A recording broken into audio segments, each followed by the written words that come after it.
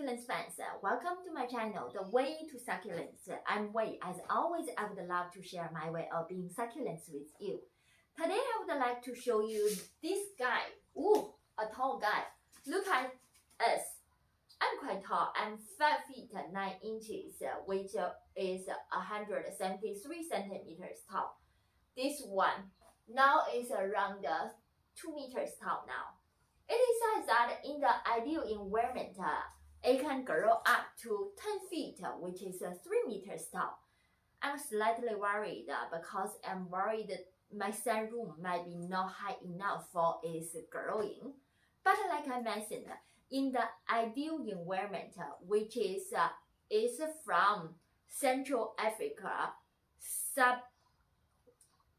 subtropical desert, that is the ideal environment. So, a bit relieved it might not grow as tall as it naturally will be.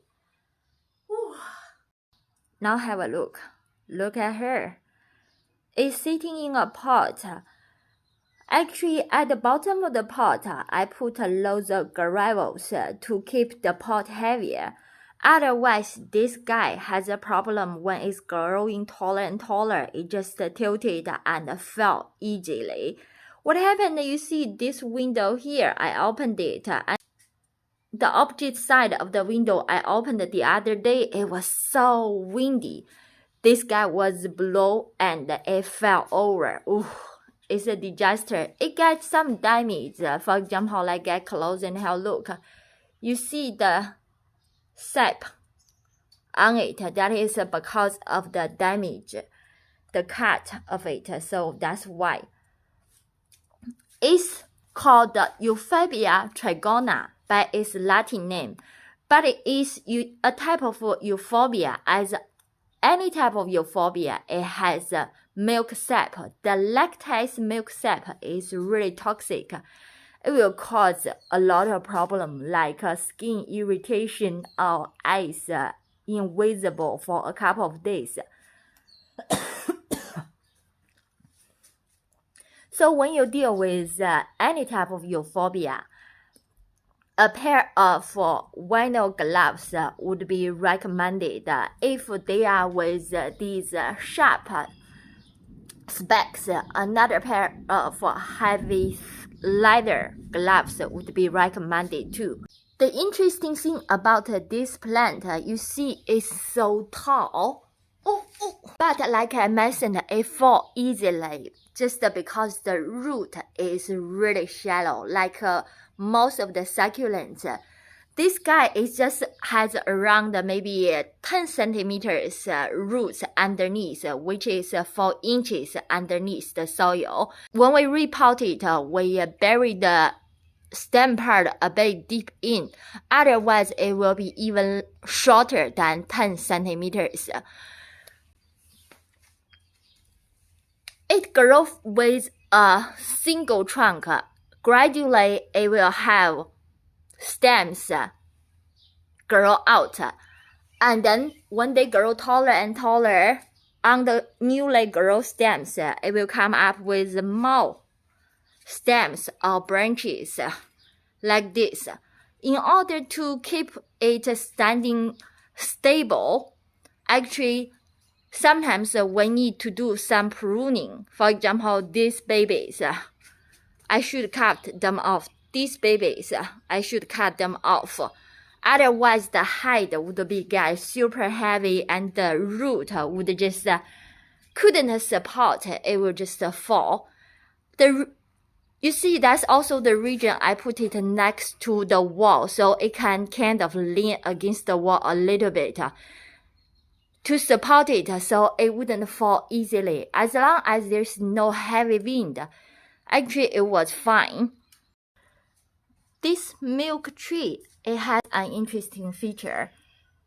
It has the triangular shape stem, like this. It's always like this, no exception. You may say, wait, mine has leaves on the top. What's wrong with yours? Good question. Because we put it in the sunroom, even though it's called sunroom, our sunroom is facing the west, and because of the wall here, it doesn't really get any sun, so it doesn't give me leaves. It's not a sunflower, it can survive in the shade, but in the good sun, like majority of the succulents, they will show you their best. And I will show you the other collection of Euphoria Trigona milk tree. This is a baby one. Actually, it is a propagation from the mother plant. I cut one stem off like this and then just get it fully callus for 3 to 7 days. It takes much longer time because it really have a lot of shape. If it doesn't get fully callus, it will get damaged or hurt. Then it wouldn't survive. It doesn't have leaves either.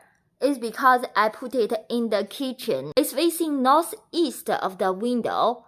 It doesn't have a good sunlight either. So, sorry, I'm not showing my best. Ta-da! Finally, we see Euphoria Trigona give us its best feature. Look, it has little round-shaped leaves along the spine. And this one, it has the green one because this is Euphoria Trigona green and this is Euphoria Trigona red.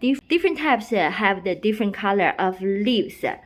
And these guys are sitting in the south-facing window bay. That's why it can have better sunlight, so it shows us its natural beauty. And that is their forest, their jungle. I love this green monster. We call this big plant green monster. What do you think? Like I mentioned, Euphoria Trigona is from Central Africa. It's a tropical desert plant.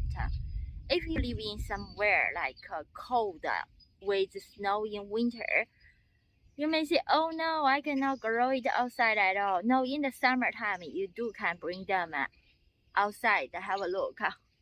That's my plans. I would love to give them some really nice environment. So that's why I actually do put them outside in the summertime.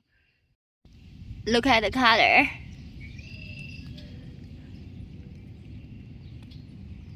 I have way too many plants and I don't even have the time to repot them or make a big arrangement. I'm waiting to build a greenhouse.